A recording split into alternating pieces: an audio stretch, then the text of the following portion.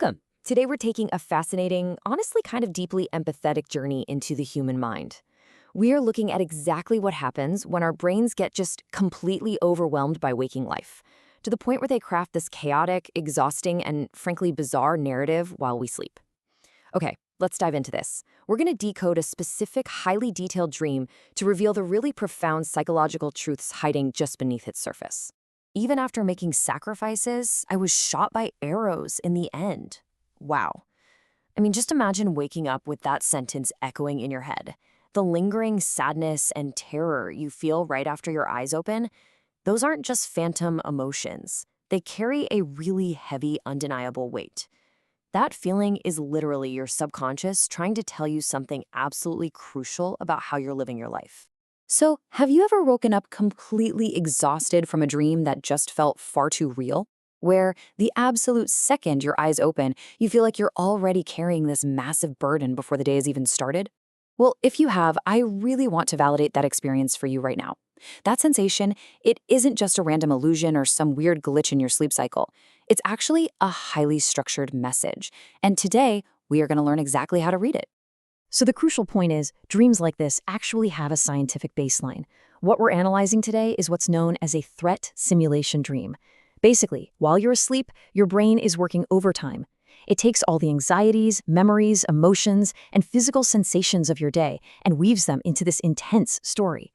Evolutionary psychologists actually believe this is a survival mechanism handed down from our ancestors. Your brain is essentially running a simulation on how to handle severe psychological loads. So when a dream is incredibly long, vivid, and leaves a heavy emotional residue, it means your brain is desperately trying to process an extraordinarily high amount of waking pressure. All right, let's start our detective work with the opening scene. The dream starts in this run-down old house where the dreamer is just living a modest life, and then suddenly, this massive group of strangers invades the space and starts making kimchi. I know, right? It sounds completely absurd, maybe even a little funny. But psychologically speaking, a house represents your internal safe zone, your foundation. Its rundown state shows the dreamer feels they're barely holding things together as it is. So this invasion and really the imposition of a completely different cultural rule inside that private space, it represents a deep waking fear. It's the terror of your boundaries collapsing, your privacy being completely invaded, and your core values being overwritten by the relentless demands of society. Now, as this invasion is happening, the dreamer actually flees to the toilet. And think about it. In our modern daily lives, the toilet is universally recognized as the absolute last bastion of guaranteed privacy. It's really the one place where it's socially acceptable to just be completely alone. In the dream, the dreamer hides there, but the invaders inevitably break in and drag them out anyway. This perfectly illustrates a suffocating real-world psychological state. It's that deep, exhausting feeling that there is absolutely nowhere left to rest, nowhere to let your guard down, and that even your very last private sanctuary has been totally compromised. From there, the dream suddenly shifts to this chaotic square at a mansion where the dreamer gets into a really bitter argument with their brother. The brother, who by the way is busy grabbing valuables for himself, yells out, "You had 10 good minutes, we are struggling." Now you might be wondering, why a sibling? Well, when siblings appear in dreams like this, they rarely represent our actual real-life brothers or sisters.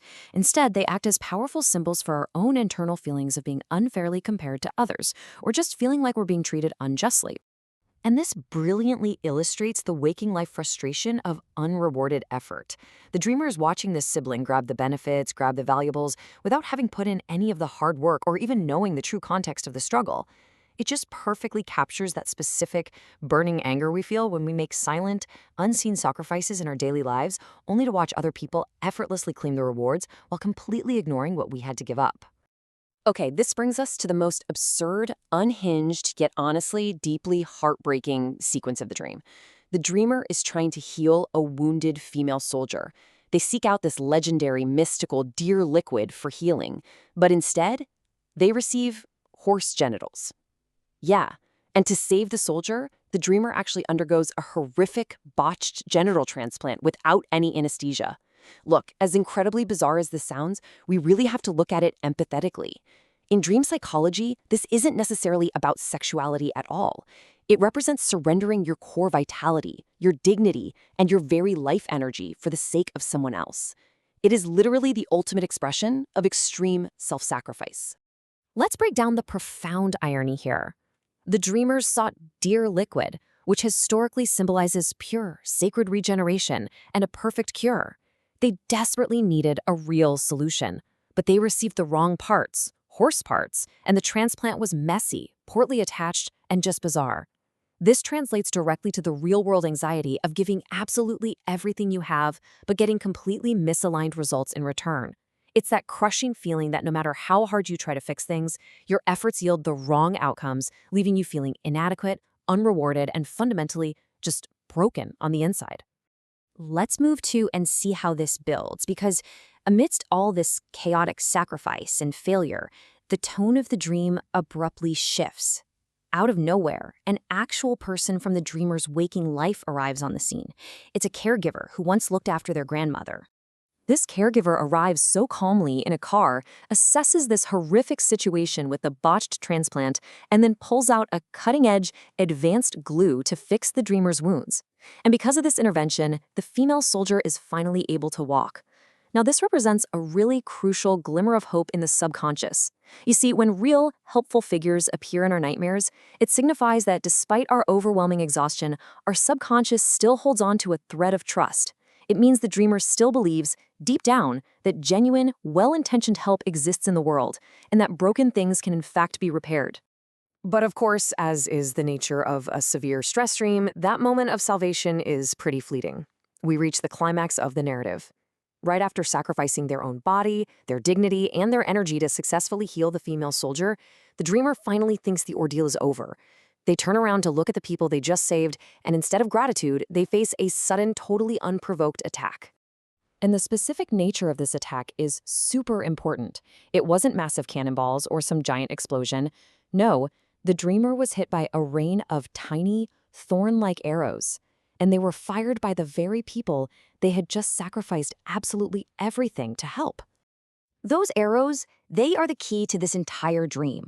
Let's look at what these tiny arrows actually represent in the real world.